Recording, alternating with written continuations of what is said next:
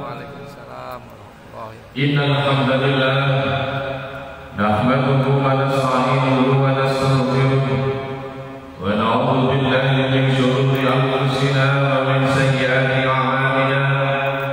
May yahdihillahu fala mudilla lahu wa may yudlilhu fala hadiya lahu. Ashhadu an la ilaha illallah wahdahu la sharika lahu wa ashhadu anna Muhammadan 'abduhu wa rasuluh. Allahumma salli wa sallim wa barik ala sayyidina Muhammad wa ala alihi wa ashabihi wa man tabi'ahum bi ihsanin ila yaumil qiyamah. Qala Allah ta'ala fi kitabihil karim, a'udzu billahi minasy syaithanir rajim. Bismillahirrahmanirrahim. Innal ladzina qalu rabbuna Allahu summa istaqamu tatanazzalu alaihimul malaikatu alla takhafu wa la tahzanu wa abshiru bil jannati allati kuntum tu'adun. Sadaqallahul azim. Wa qala an-nabi sallallahu alaihi wasallam, man yuridillahu bihi khairan yufaqihu fid din. Al-hadis atau kama qala. Hadratil muhtaramin, para alim ulama, bapak-bapak, ibu-ibu, tamanya jamaah salat maghrib Masjid Agung Baitul Mukminin alun-alun Kota Jombang yang sama-sama dirahmati dan dimuliakan Allah Subhanahu wa taala. Mari kita mengawali pengajian kita kitab Riyadhus Shalihin malam hari ini dengan membaca suratul Fatihah. Mudah-mudahan apa yang akan kita kaji bersama malam hari ini betul-betul kita diberikan hidayah, diberikan petunjuk, pertolongan oleh Allah Subhanahu wa taala, menjadikan hadir kita di tempat yang mulia ini betul-betul hadir yang membawa manfaat, barakah, maslahah fi dini wa dunya wal akhirah. Ala hadhihi niyyah wa kulli niyatin shalihah bi syafaati Rasulillah sallallahu alaihi wasallam. Al-Fatihah. A'udzu billahi minasyaitonir rajim. Bismillahirrahmanirrahim. Iyyaka na'budu wa iyyaka nasta'in. Shiratal mustaqim, shiratal ladzina قال المؤلف رحمه الله تعالى ونفعنا به وبعلومه في الدارين وأمدنا بأسراره وعاد علينا من بركاته وأنواره وعلومه وكراماته آمين.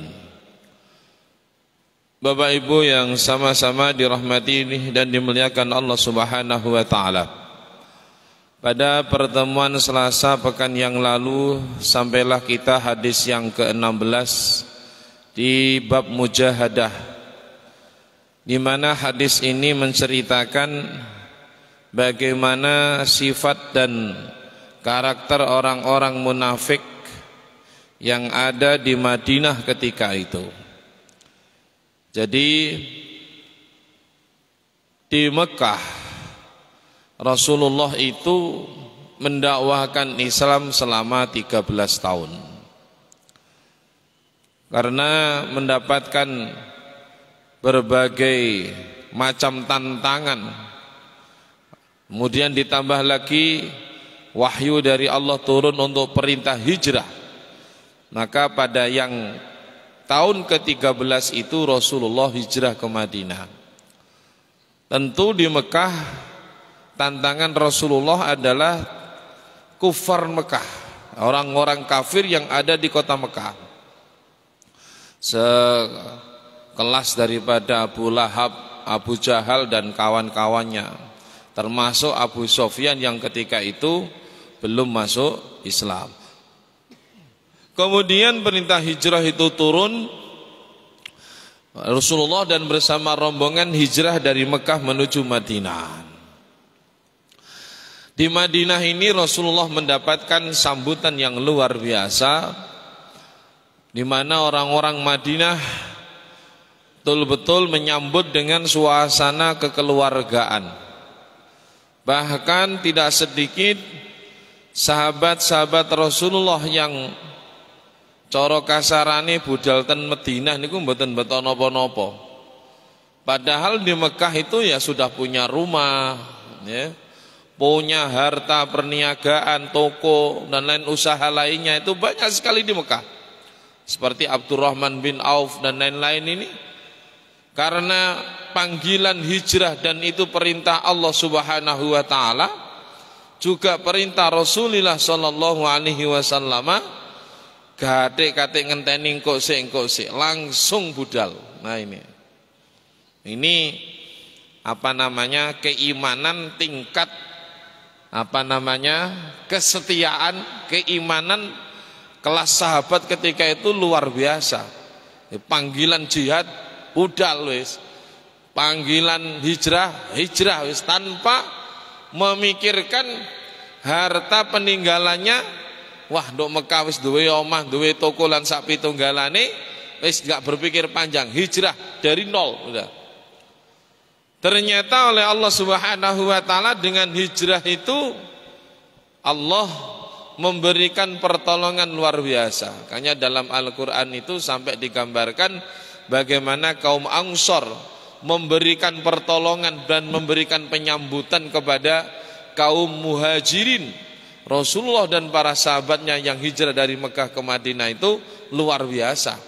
Sing gak duwe omahe dobel dikon ngepek situ. Nah, sing usahane nduk Mekah apa namanya ke pasar dengan berdagang karena dia punya double toko 3 atau 4 diberikan kepada sahabat-sahabat Rasulullah yang mayoritas dari kaum Muhajirin. Bahkan ya orang-orang Ansor yang nuwun sewu istrinya ini ya, istrinya lebih dari 2, 3, 4, 5 itu ya, itu kemudian sampai melihat kaum Muhajirin yang ketika itu bersama Rasulullah sendirian ya, merelakan ini istrinya kemudian dinikahi oleh beberapa kaum Muhajirin sampai seperti itu. Makanya dalam Al-Qur'an was-sabiqunal awwaluna minal muhajirin wal ansor.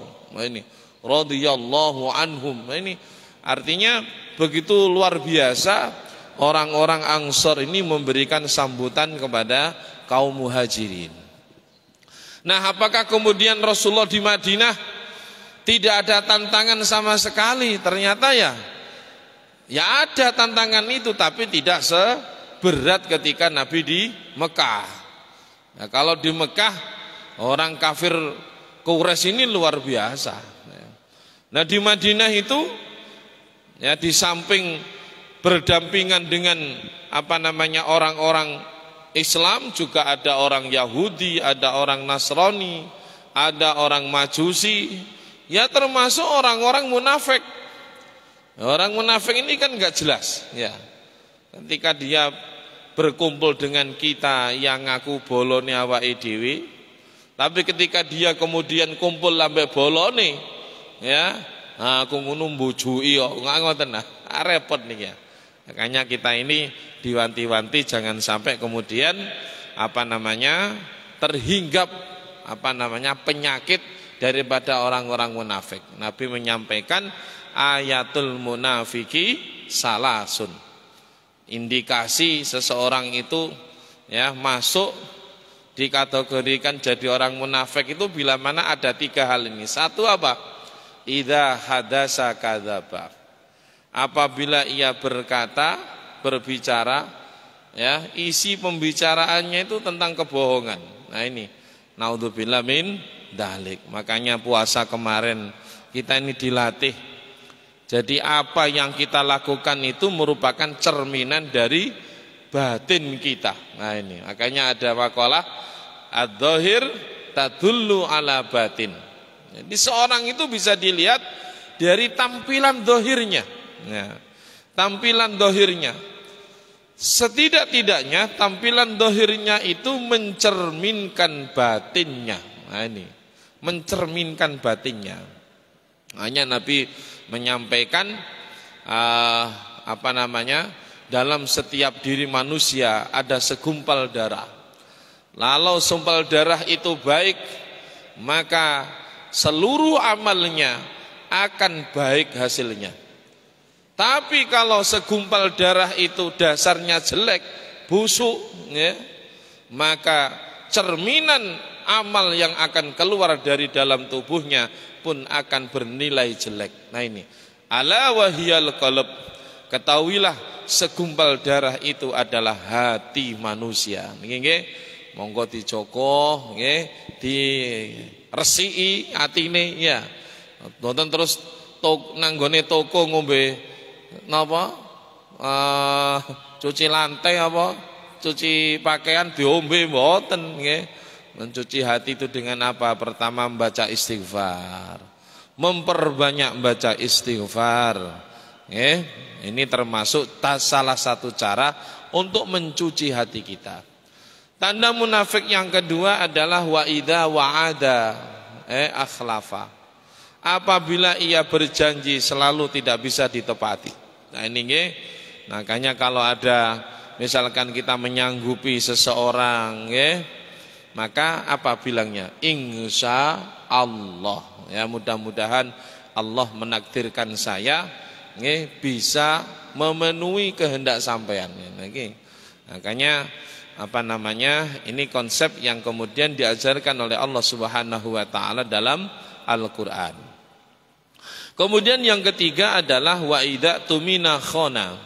Apabila ia dipercaya ia berkhianat. Nah ini hati-hati nggih. Percayaan yang diberikan oleh seseorang kepada kita itu merupakan harta pusaka yang tiada tara harganya. Hanya kalau sudah kadung cidro, kadung cacat, ini masya Allah. Dandani manen niku, masya Allah luar biasa sulitannya.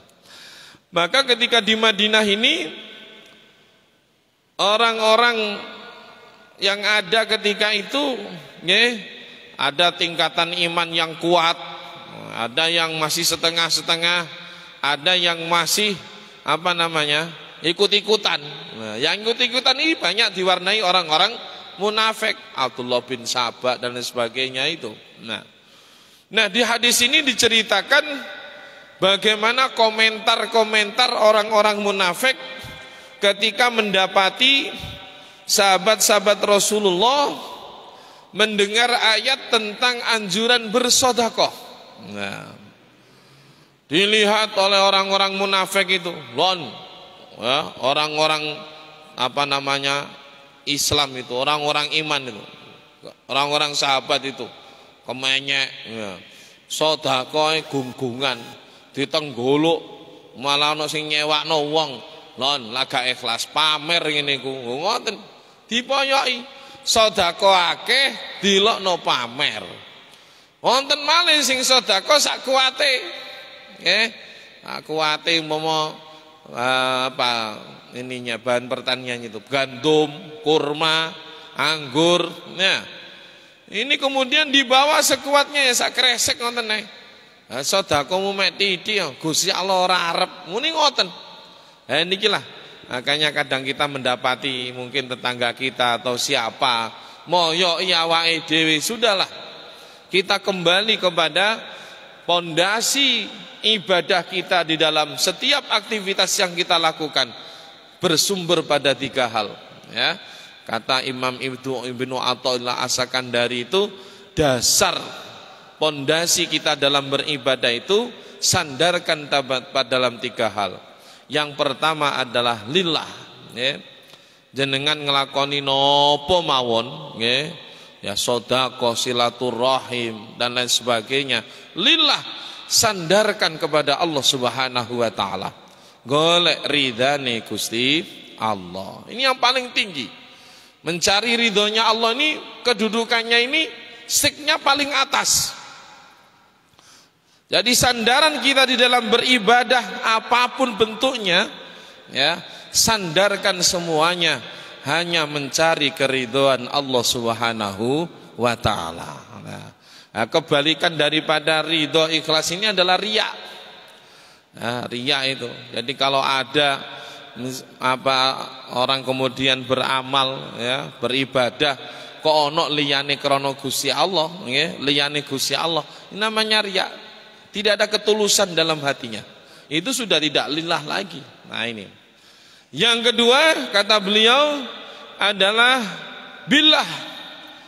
Kita bisa melakukan kebaikan, ya, iso dikai kuat bengi tangi salat tahajud, iso khatam Quran saulan pisan, iso sedekah, ya, iso salat duha. Itu semuanya bukan karena kekuatan kita sendiri, bukan karena kemampuan kita sendiri, semuanya itu atas pertolongan Allah Subhanahu wa taala. Lho niki nggih jenengan saged istiqomah nderek pengaosan, saged istiqomah ngrawuhi pengajian, saged istiqomah nggih salate sarana berjamaah. Ini semata-mata karena Allah memberikan kekuatan kepada kita. Nah ini kok nggih konsepnya apa? La haula wala quwata illa billahil aliyil adzim. Bahwa tiada daya, tiada kekuatan, tiada daya untuk apa? Menjauhi semua larangan-larangan Allah. Wala quwata, dan tidak ada kekuatan untuk melaksanakan ibadah perintah-perintah Allah Subhanahu wa taala illa billah, kecuali dengan pertolongan Allah Subhanahu wa taala. Nah, yang ketiga pondasi kita dalam beribadah adalah filah. Apapun yang kita lakukan, baik ibadah mahdhah maupun ghairu mahdhah, niki nyocoki sesuai dengan tuntunan Rasulullah sallallahu alaihi wasallam. Bagaimana Nabi menunaikan salat, ya, bagaimana Nabi menunaikan ibadah puasa, ya, itu sudah pakem, ya. Ojo sampai nyalai aturan. Nah niki lho ya. Nyalai aturan wong nek napa nderek aturan kan atine ayem, nggih mboten? Pedan montor nang embong gede, nggih, aturane ya apa aturane? Ten Indonesia ambek luar negeri niku siji ya. Ten mriko niku nganan ya. Ten mriki ngiri. Nah, jenengan ten mriki do Indonesia, urip do Indonesia ya. Siji arah kiri ya. Wae stopan mandek, ya abang, kuning hati-hati, ijo terus. Ah ya. Ini di antara rambu-rambu kehidupan. Ya ini. Kemudian Nabi menyampaikan apa yang Rasulullah contohkan, apa yang Rasulullah perintahkan. Ini rambu-rambu kehidupan. Kenging nopo awake dhewe kok nati rambu-rambu kehidupan, siji uripe ben slamet. Nggih, orientasi kehidupan kita niki kan ya apa awake dhewe niki slamet donyane, ya slamet akhirate. Yang kedua meraih kebahagiaan dunia akhirat. Wa minhum man yaqulu rabbana atina fid dunya hasanah wa fil akhirati hasanah wa qina adzabannar. Niki niki awake dhewe niki alhamdulillah dadekno kawulane Gusti Allah sing iman. Allahumma amin. Niki luar biasa. Nikmat yang sangat besar dari Allah Subhanahu wa taala. Kula panjenengan sami niki dadekno kawulane Gusti Allah sing iman.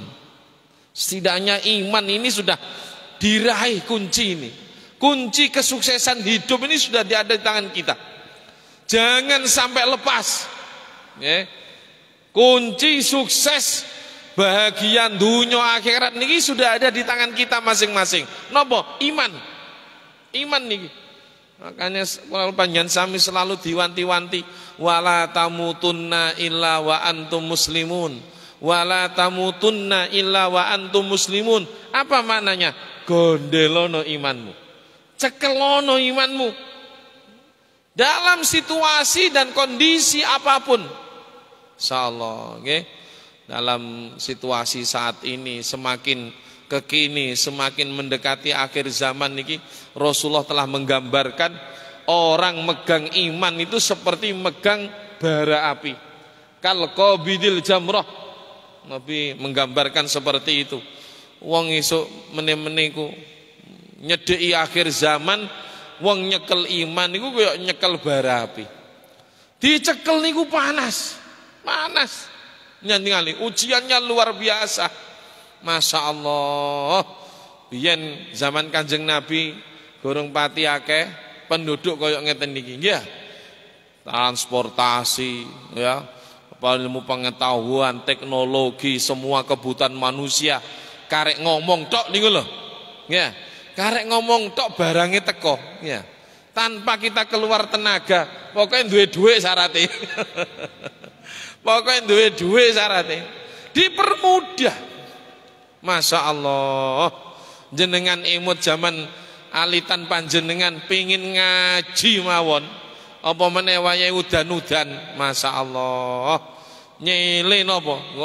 Kok nyele? Golek godhong sing ombo-ombo niku ya. Godhong gedang, kadang godhong jati. Nimbelani awake dhewe pingin ngaji. Pingin ngaji, Masya Allah. Lah sakniki apa-apa karek cetek, nggih mboten?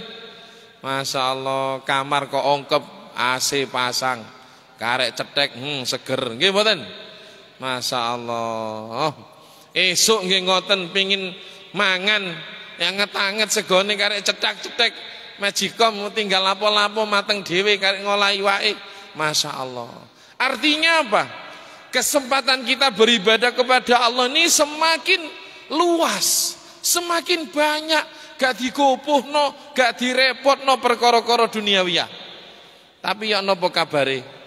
Seiring dengan peradaban, seiring dengan perjalanan manusia, ternyata godane gak tambah cilik, tambah wakeh, tambah gede-gede, gak tambah titik, gak tambah napa jenenge cilik, tambah gawa gede, Masya Allah.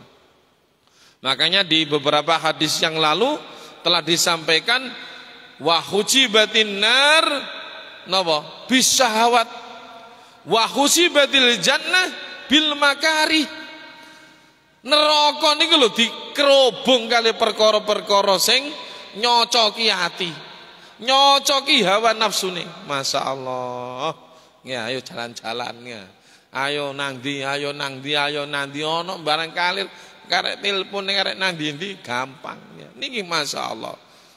Satu sisi Masya Allah, berapa banyak waktu kita yang betul-betul kita luangkan untuk kita kepentingan kita di akhirat. Masya Allah. Perbandingannya monggo nggih kita evaluasi.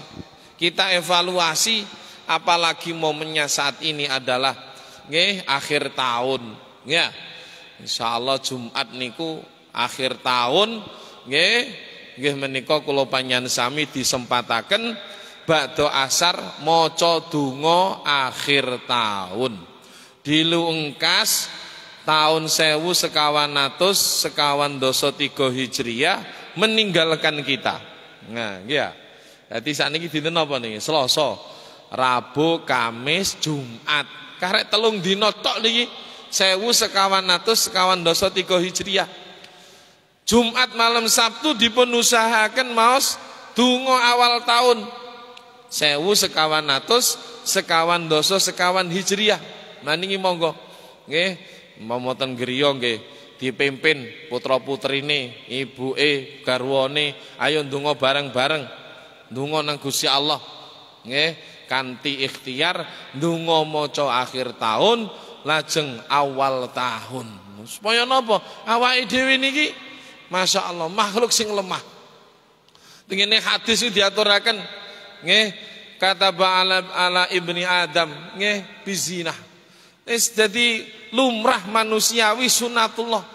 Anak turun Nabi Adam ini tidak bisa lepas dari yang namanya dosa. Saat niki meneng do omah umpamane, nonton TV umpamane, ya wis menenge aku gak nang ndi wis asar-asen metu. Nonton TV, ya. Ha mripat niki nyawang sembarang kalir sing ana nduk TV. Mulai nyawang-nyawang napa? Sinetron sembarang kalir nduk kono napa? Ningali, nggih. Tiang estri sing klambine kaya ngoten niku. Niki lho maksiat. Nah niki. Ani ade kudu napa? Sing kathah maca istighfar. Karena apa? Ngene ku wau. Wa hujibatin nar bisyahawat. Neraka ini diciptakan oleh Allah dan dikelilingi dengan perkara-perkara yang nyocoki nafsu. Nah niki ujian. Ujiannya awake dhewe, ujian awake dhewe. Mangkane piwulangane Kanjeng Nabi ya mantun salat niku dikengken maca napa? Astaghfirullahaladzim li wa liwalidayya wa li ashabi huquqi wajibati aliyya wa li jami'il muslimina wal muslimat wal mu'minina wal mu'minat al ahya'i minhum wal amwat. Ya. Lho niki para rawuh. Kita menyadari bahwa kita ini tidak bisa luput sing jenenge salah, sing jenenge dosa. Nah niki. Makanya kita memperbanyak istighfar. Dan momen ini pas. Jadi ini akhir tahun, monggo kita muhasabah. Muhasabah.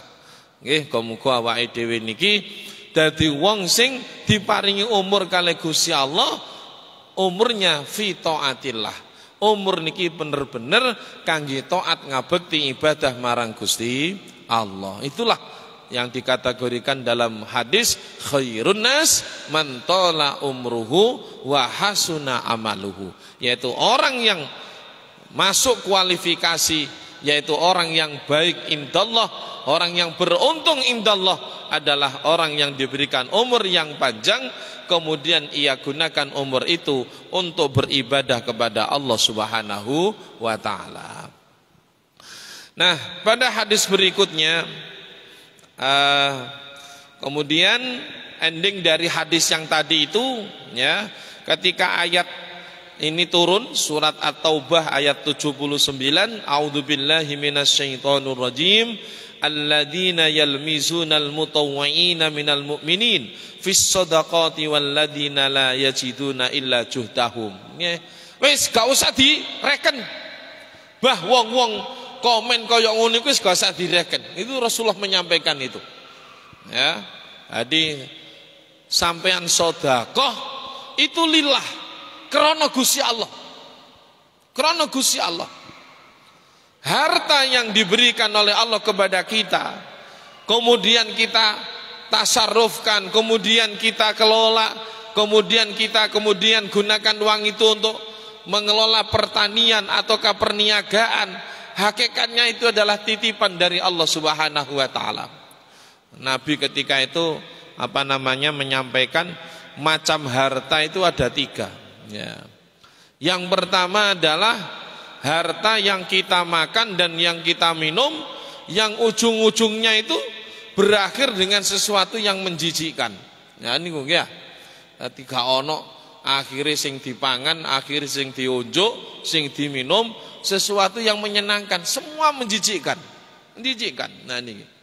Macam harta yang kedua kata Rasulullah adalah apa yang kita pakai, apa yang kita gunakan, yang pada akhirnya berujung kepada kerusakan. Sepeda motor niku lek anyar, ya. Jek ana bandrole jek sedina, rong dina, telung dina, nggih, 1 pekan, 2 pekan, 1 bulan, 2 bulan, paling suwe setahun jek nemplek bandrol anyar kala wau.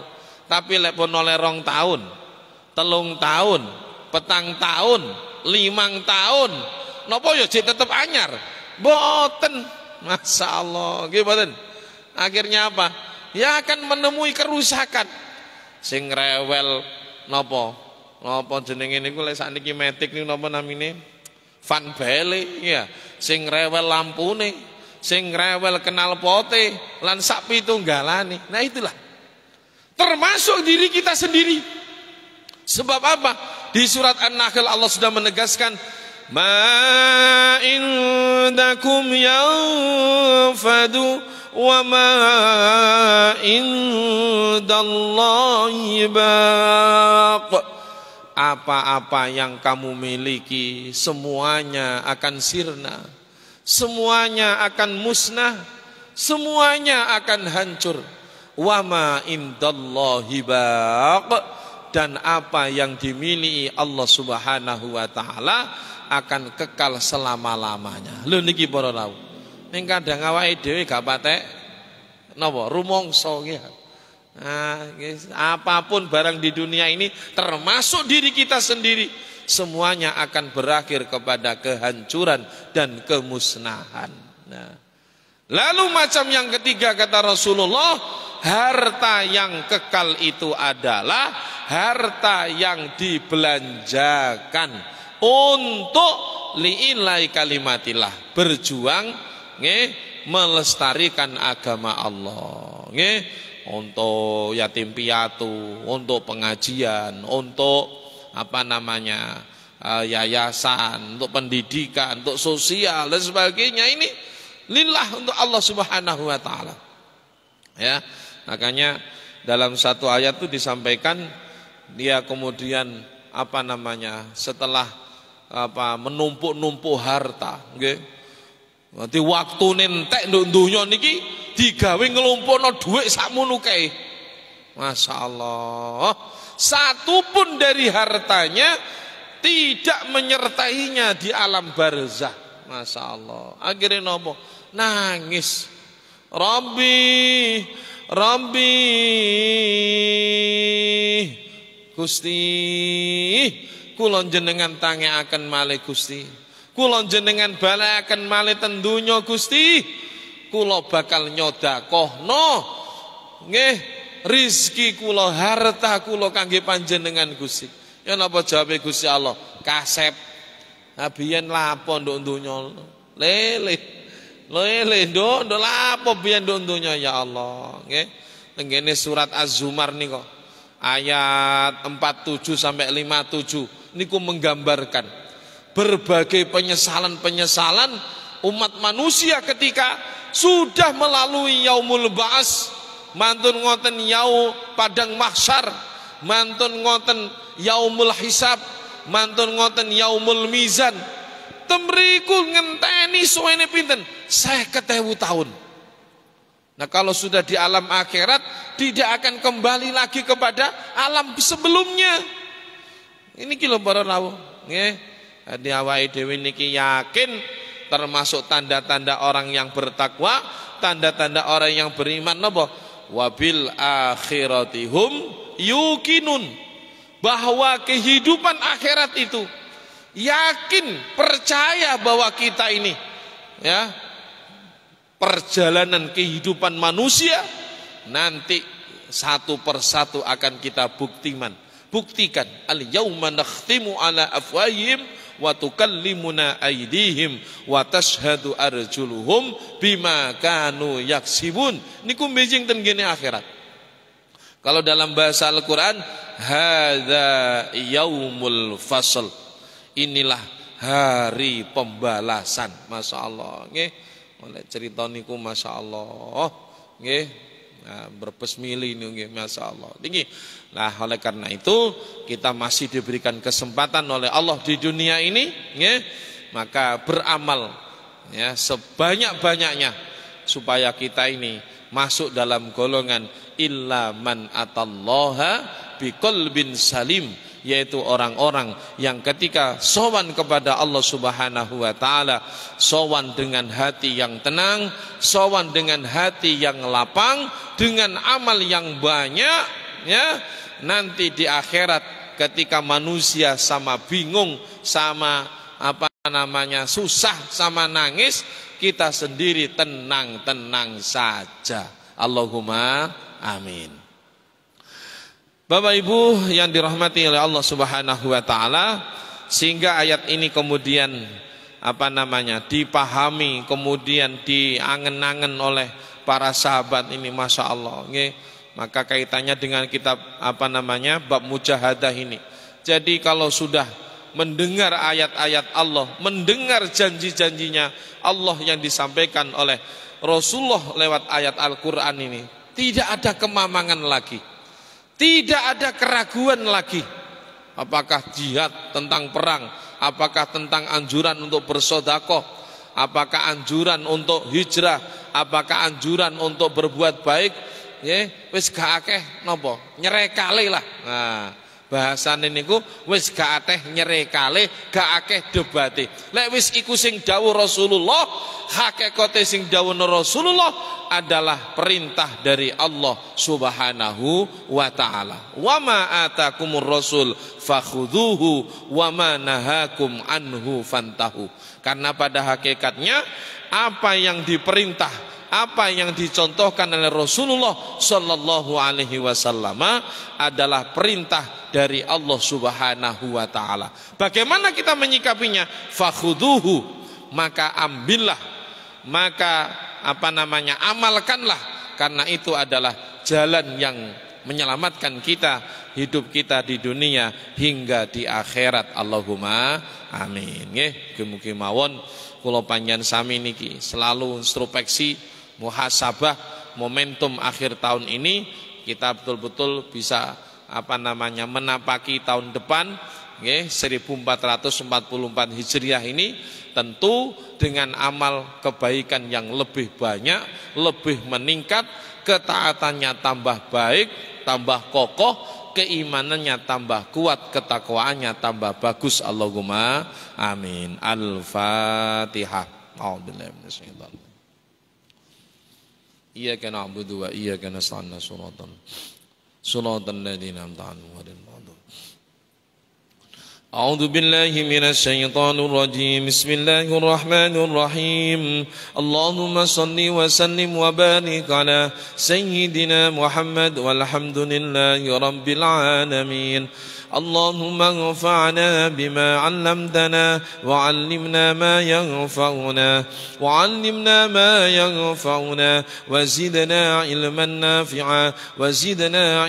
نافعا اللهم إنا نسألك الهدى والتقى والعفا والغنى اللهم إنا نسألك الهدى والتقى والعفا والغنى اللهم إنا نسألك إيمانا دائما ونسألك قلبا خاشعا ونسألك علما نافعا ونسألك يقينا صادقا ونسألك عملا صالحا ونسألك دينا قيما ونسألك خيرا كثيرا ونسألك العفو والعافية ونسألك تماما عافية ونسألك الشكر على العافية ونسألك الغنى عن الناس ربنا لا تزغ قلوبنا بعد إذ هديتنا وهب لنا من لدنك رحمة إنك أنت الوهاب ربنا إنك جامع الناس ليوم لا ريب فيه إن الله لا يخلف الميعاد ربنا آتنا في الدنيا حسنة وفي الآخرة حسنة وقنا عذاب النار وادخلنا الجنة مع الأبرار يا عزيز يا رحمن يا رب العالمين وصلى الله على سيدنا محمد وعلى آله وصحبه وسلم سبحان ربك رب العزة عما يصفون وسلام على المرسلين والحمد لله رب العالمين ربي فانفعنا ببركتهم ودنا الحسنى بغرضهم وأمتنا في طريقتهم ومعافاتهم من الفتن ربي فانفعنا ببركتهم واهدنا الحسنى بحرمتهم وأمتنا في طريقتهم ومعافاتهم